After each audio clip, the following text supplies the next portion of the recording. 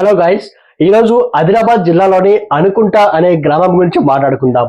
సహజంగా ఈ గ్రామం అడవి మధ్యలో ఉండడం వల్ల నక్కల అరుపులు, కీటకాల శబ్దాలు, ఇకపోతే పక్షుల అరుపులు ఇవన్నీ మనకు వినిపిస్తూ ఉంటాయన్నమాట.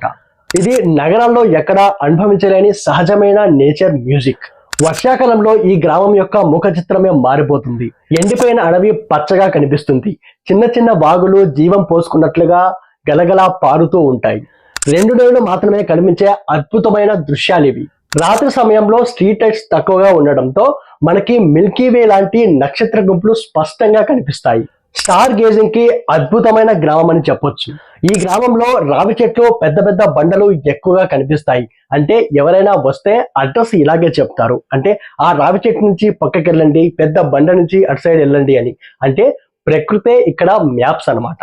ఇది కేవలం మ్యాప్ లో ఉన్న గ్రామమే కాదు, ప్రకృతితో మాట్లాడే ఏకైక గ్రామం అనుకుంటా.